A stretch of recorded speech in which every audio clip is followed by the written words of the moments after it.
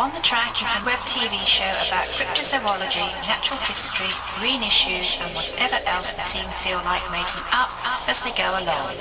Enjoy! So Rossiter, what you been doing with the kids down in the Youth Outreach Centre down in Brixton? Oh Barry, I have been teaching them all about history.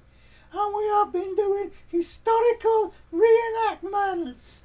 And what period are you going to be doing in these historical reenactments? Oh, we are going to be recreating the Children's Crusade. I am encouraging them to get garden forks and rakes and kitchen knives gaffer taped to broom handles and anything they can get their hands on. And I'm sending them over to Afghanistan to fight the Taliban.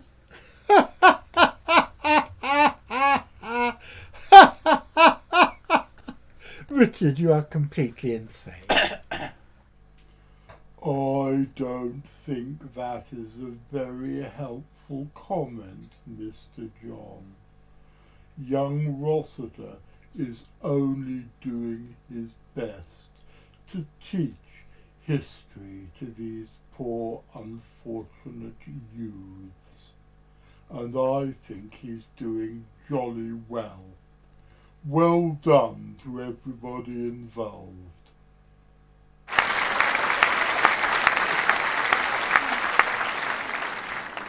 I really like the old credits.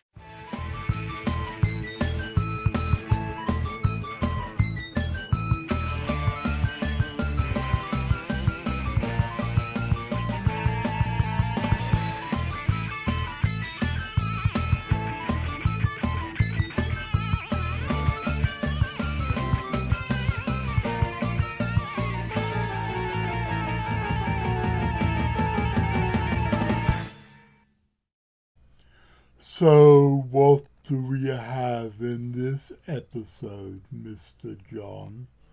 Well, Hennis, mostly this week we're going to be talking about sharks.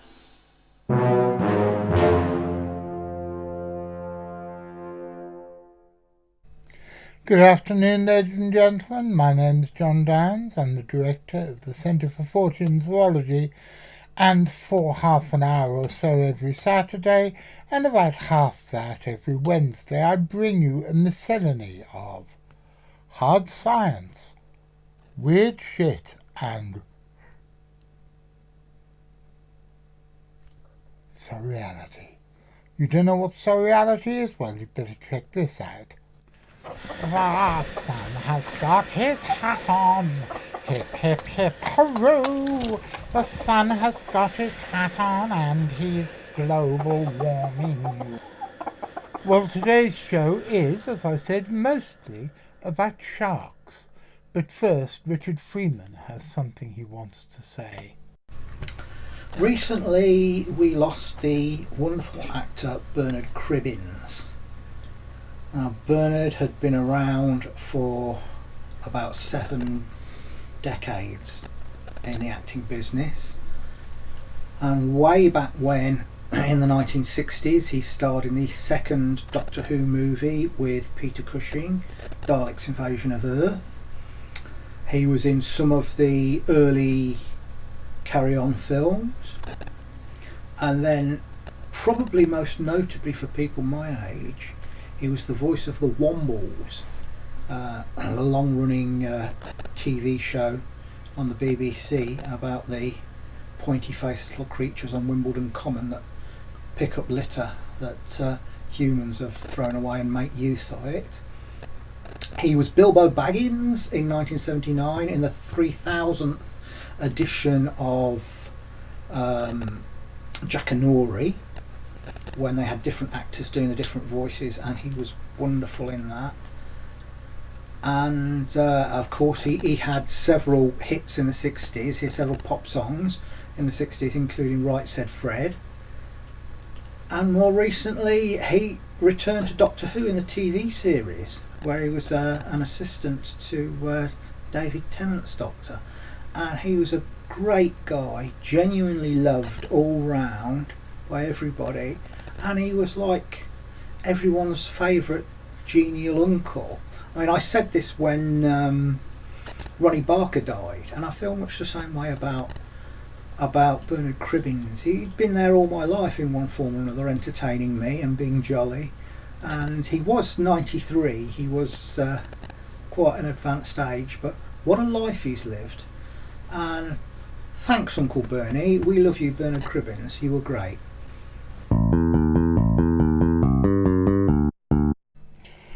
Well, ladies and gentlemen, before we get on with the main part of this show, something rather interesting has happened. A nice piece of serendipity, even though the story, which is serendipitous, is quite a sad one.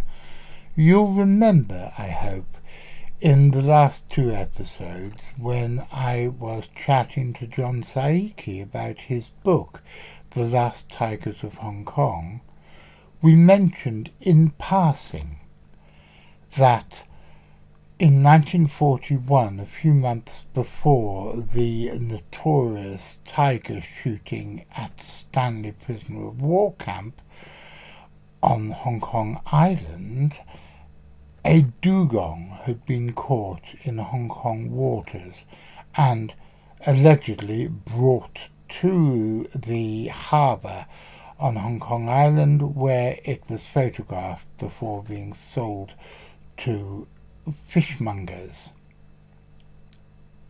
However, the stories of dugongs within the Chinese waters are very few and far between.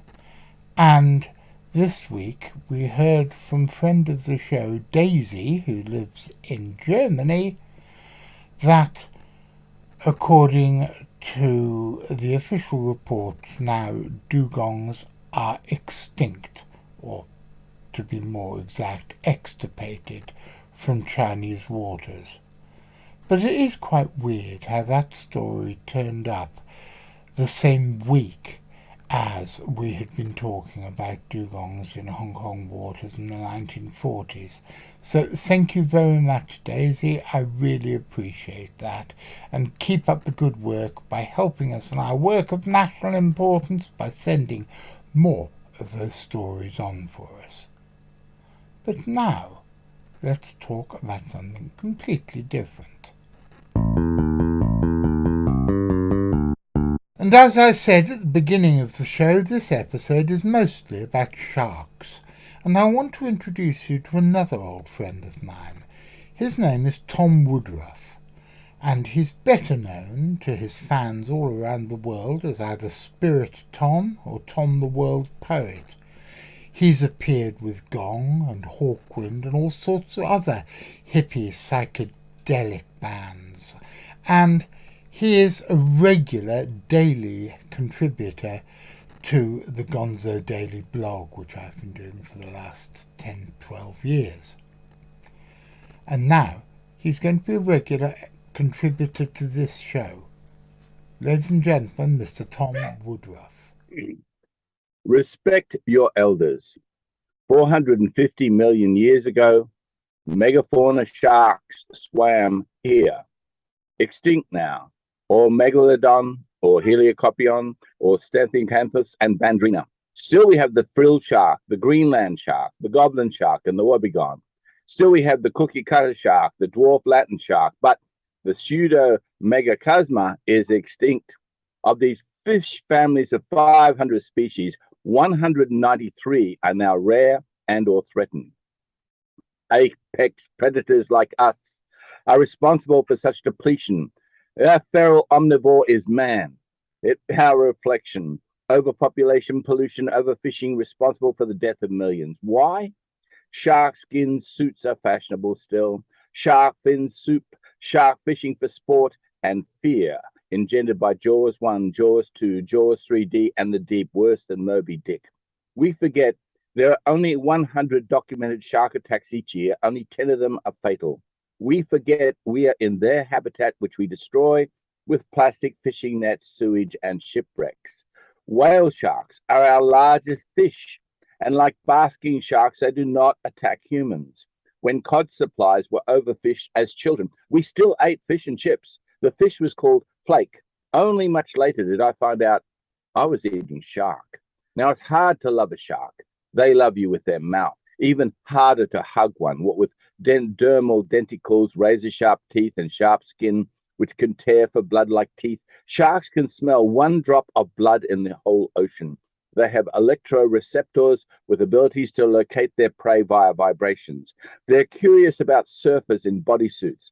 Perhaps they look to them like seals or sea lions, so they bite. Just to check, not all sharks have to swim or die. Why are we more scared of a great white than a mako or an earth shark? Most sharks leave us alone. Why can't we leave them alone? Some sharks are vegetarians living on plankton.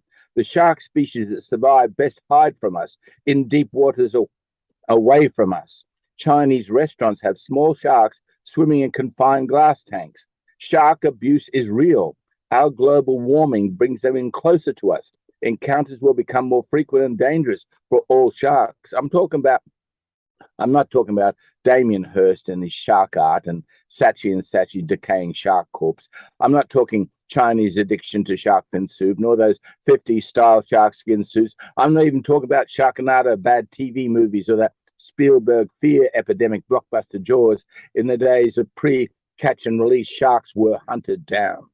Surfers were afraid of their presence in shallow wave waters. Shark nets were installed on Queensland beaches, and sharks generally were declared persona non grata. SeaWorld preferred dolphins to sharks back then. Bounties were given to shark killers, fishermen. And sharks lacked a press agent that somehow idolized dolphins, who can be as aggressive as sharks but are adored by conservationists. Shark Week now means more than media fear-baiting. Information needs to conservation. Let sharks return to their oceans. May we leave these oceans be. Withdraw our radioactivity, sewage, pollution, so shark tales can again be shared in conservation as cautionary fables. Because shark is such a cutting word. Shark lawyers loan sharks where water is deep and cold. Sharks adapt. Shallow and warm waters, they nibble at your feet. Curious sharks with ability to feel their prey, to sense a drop of blood in the water, to bite each other, to mate in frenzy and violence. We fear such direct affection. Shark bites on television magnify our anger. We own these oceans. They patrol depths we're wary. They may not mean to limit us. It's our primal fear. Same for snakes, spiders, scorpions. That which we can't own, control, possess, and dominate has ancient origins. Same with our fears and limitations. That is why we kill sharks, cut their fins as scalps, eat them before they eat us. Primal powers refuse conservation. Wild creatures confuse us. They were here before us.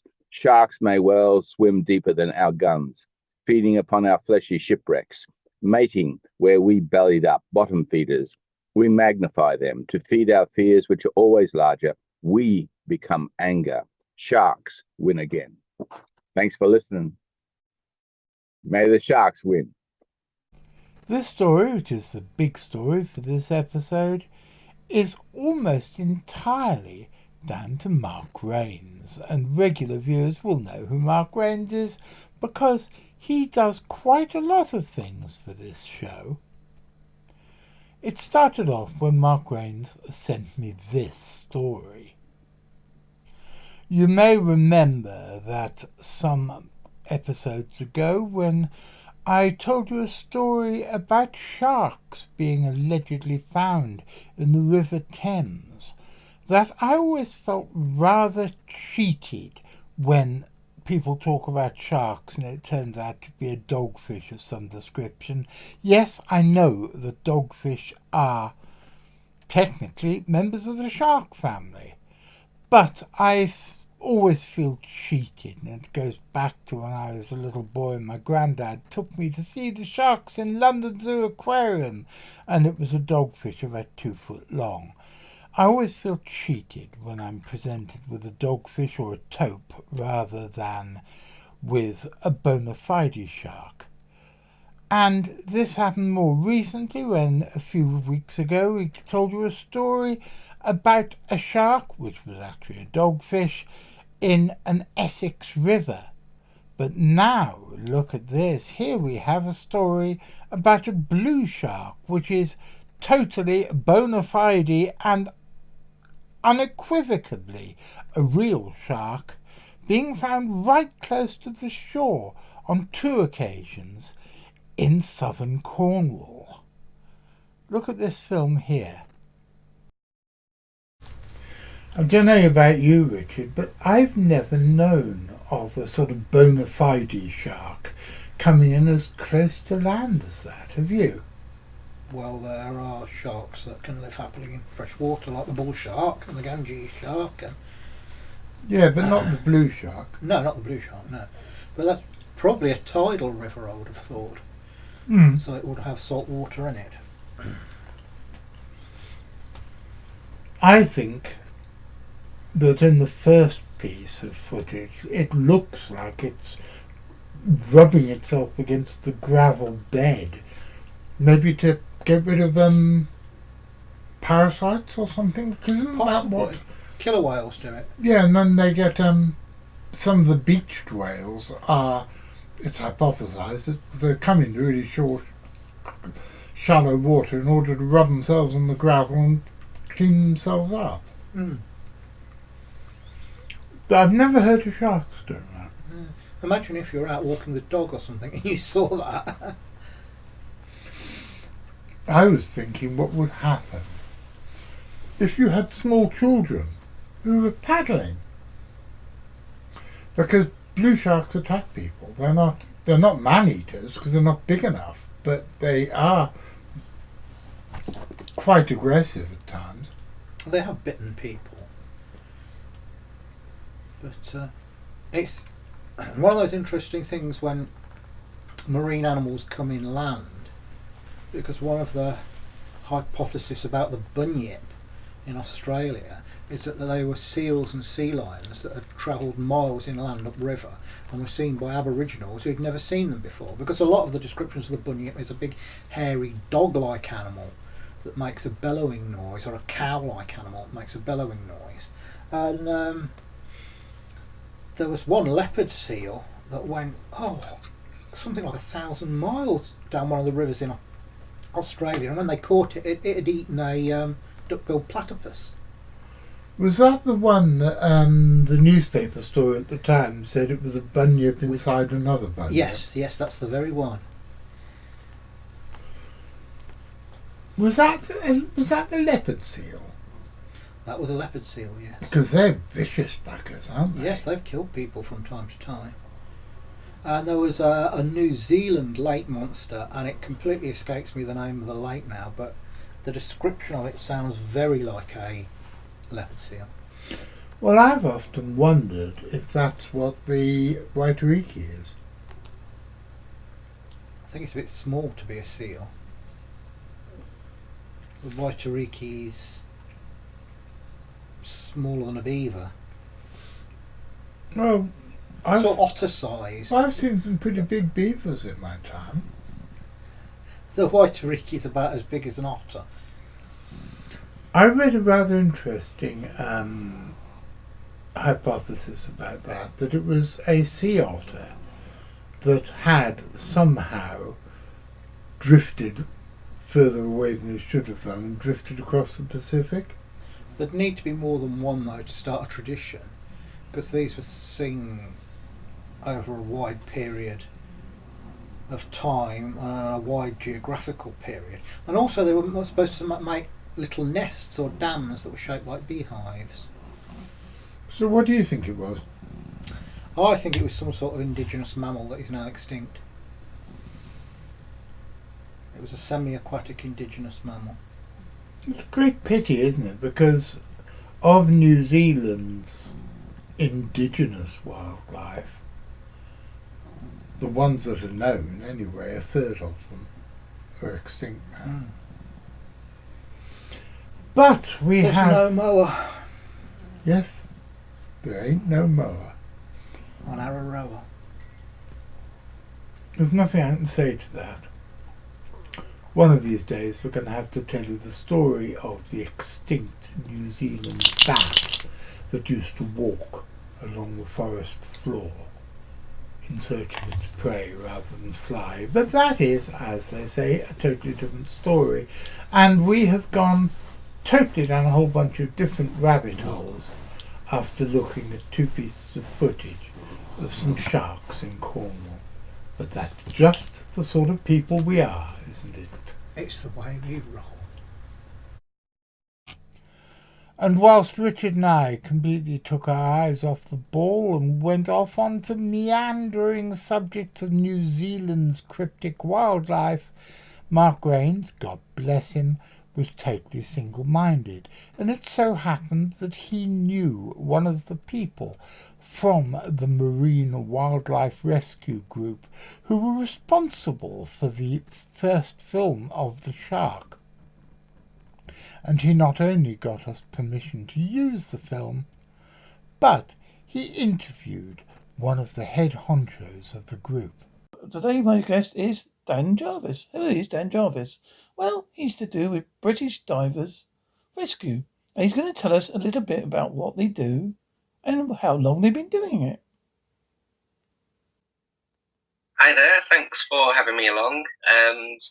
British Divers Marine Life Rescue is a charity that essentially acts as a frontline response service for marine mammals mainly that are reported to our hotline all around the UK. We have around 2,000 volunteers who are trained on a one-day course to become what we call a marine mammal medic. And we're primarily responding to seal pups, dolphins, whales and porpoises, but also sometimes other animals as well. So turtles, but also occasionally sharks as well that might get into difficulty of one kind or another. And have you found that you're getting, because the waters are getting warmer, are you finding anything more unusually appearing in the waters? Because I've heard of jellyfish near some parts of Devon. Yeah, that's right. So with the effects of climate change, it's kind of working both ways. So viewers might have heard about the 2 walruses, Wally and Freya, who visited the UK last year, who have come down from the Arctic, of course. We think these incidents are gradually increasing as they lose their habitat, the ice floes, the sea ice up in the Arctic, and they're ranging further to explore new habitats instead. And that's happening with other Arctic species as well. But we're also getting more warmer water species moving up too. So we're getting sperm whales, which we do get normally around the country, but it's only the males that migrate from the tropics to the subpolar areas each year. But we have in the last few years had reports of female sperm whales stranding around the UK, which we've never had before. And other warm water species like turtles starting to appear, perhaps with a little bit more frequency in the last few years as well. Did you find the blue shark that you found the other day was unusually to be in shallow waters? Because they don't normally go to shallow waters as such, do they? That's right. So we had a call out a few days ago to a blue shark in Cornwall that had come up an estuary and was practically on the beach. It's unusual for it to be in such an area. They're normally a deeper water species living offshore away from the coast. So to have come up into an estuary and to be so close into the shore, perhaps we first considered that it had a health issue, but from our observations, the animal appeared to be swimming strongly and with coordination. It didn't give us cause for concern that there was any obvious signs of ill health. So we then theorised potentially that this animal may have followed a food source into the estuary and just gotten itself a little bit lost and was having a bit of difficulty finding its way back out. So as far as we can tell from our observations, that is what appeared to be the case. You said that you do like a course for volunteers. Now, if anybody was wanting to be a volunteer, what would they have to go through to do this course? So anyone can become one of our volunteer marine mammal medics as long as they're aged over 18. You don't have to be a diver or a swimmer or anything like that, because the very large majority of what we do is actually land-based, as odd as that might sound. The very large majority of call-outs we get are to seal pups on beaches, and of course in a similar kind of way when it's stranded whales, dolphins and porpoises, they too are going to be on the beach. So the only time we're really going in the water is if we're refloating a whale or a dolphin, for example. So for anyone that is interested in doing this, you can find out more by visiting our website, which is www.bdmlr.org.uk. We hold courses around the country through much of the year, except for winter, because it is an outdoor course on the beach. And all this involves is a online series of lectures which you can watch in your own time in advance of the training day. One's on marine mammal biology and species identification. There's another one on seal health assessment, first aid and decision making, and then a similar one for the whales, dolphins and porpoises. The actual training day itself is a series of practical exercises where we have a life-size seal pup, dolphin and pilot whale model. They're all filled with water to be lifelike weights, and we'll then go through each of those sessions teaching the trainees how to capture a seal and assess it safely using a towel, and how to lift, carry and refloat a dolphin and carry out the first aid for that. And then with the whale, it's using our specialist whale reflotation pontoon system when the tide comes in and can lift the whale, and then we can guide it back out into the water that way as well. After that, volunteers become what we call, as I say, marine mammal medics, who join our rescue teams around the country for the region that they're based in. So say, for example, you'd live in Norfolk, you would be allocated to that area, and whenever we get a call out on our hotline for an animal of concern, we'll send a mass text message out to all of the volunteers in that area, and it is just a case of whoever is available at that time calls into our hotline coordinator, gets the details, and can then go off out to check on the animal. And from there we decide what might be in its best interests. And what's more, Mark, God bless him, managed to get the Marine Life Rescue Group to tell us that whenever they get something interesting out of place, they'll let us know so we can cover it here on the Track. Mark, you are really, truly the best of us. If you want to support us and help us make more content like these, please press like, subscribe, follow our Facebook page and check out our Patreon. And as the ghost of Joe Strummer, who's an ever more regular visitor to my little studio, wants me to remind you, always press the notification bell. Otherwise you won't be told when there's a new show to watch. And that would be an awful pity, wouldn't it? Well, ladies and gentlemen, that's the end of another show. I hope you enjoyed it. But before I do my thanks and goodbyes, I want to remind you of something very important. I hope you all remember that the boys are out in Sumatra. But before they left, I spoke to Richard, Carl and Geordie and recorded a few snippets to put into On the Track. Check this out. Okay guys, I know that the most high profile creature you're going to Sumatra to look for is the orang pendek, but there's other cryptids there as well, aren't there? Yes, ever since my first trip there, which was, 2003, I've been hearing stories about this big cat called the chagau, which is said to be larger than a leopard but smaller than a tiger, but more aggressive than both. And the description is that it has sandy coloured fur, a ruff around its neck, a little bit like a lion's mane but not so large. The front legs are longer than the back legs, giving it a sort of sloping hyena-like profile. It has a short tail, similar to a lynx, and massively long canine teeth.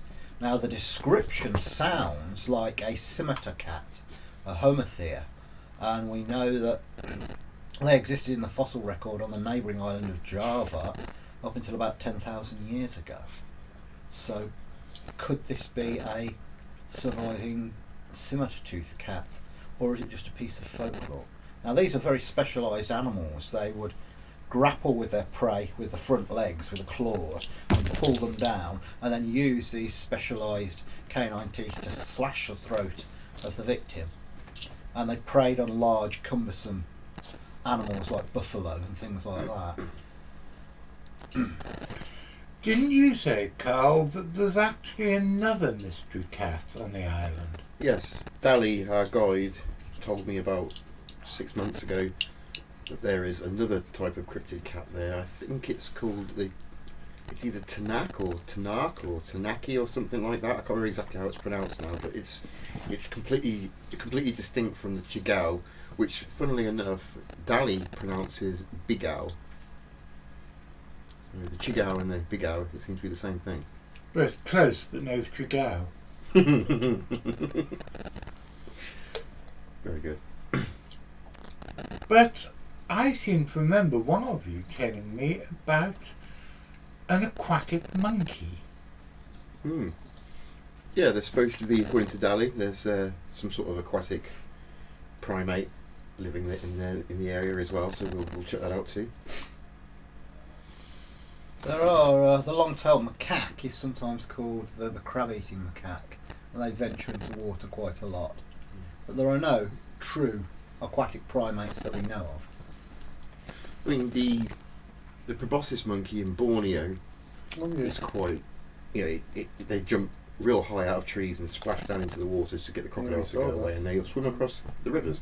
But they're quite amphibious as well.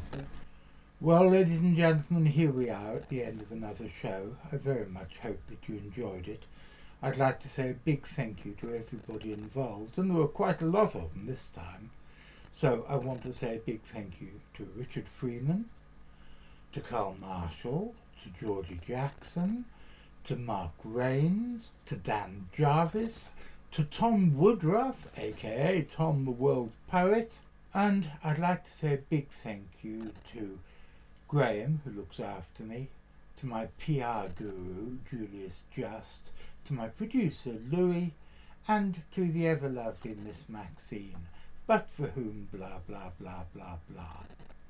And we'll be back on Wednesday. What are we going to be doing on Wednesday? Well, I believe there's a book review on Wednesday, and next Saturday we have a special 200th anniversary, 200 episodes celebration, featuring a piece of avant-garde music by Hennis, and I'm sure you can't wait for that.